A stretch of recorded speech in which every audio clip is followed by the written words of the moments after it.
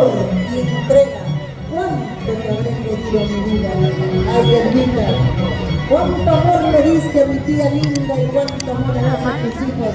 Ejemplo de trabajo, amor y bienestar. Dice así.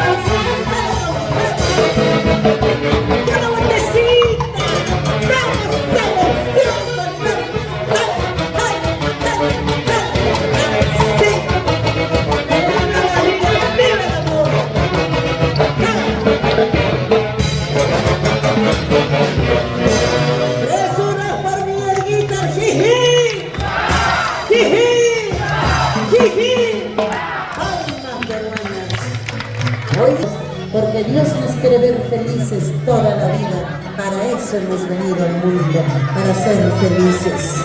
Por eso hoy día, cantinero, quiero 2 cervezas, porque es el cumpleaños de un ser lindo como es Edgar. Señor cantinero, que venga la caja de chela para mi camarógrafo.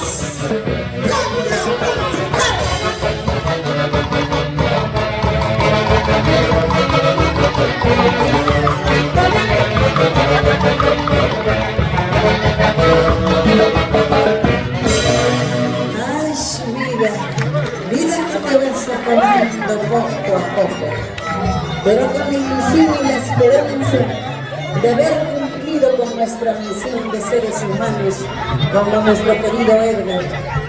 Gracias a los familiares, vecinos, amigos, a los conocidos y a la gente que trabaja siguiendo el ejemplo de nuestro querido Edgar.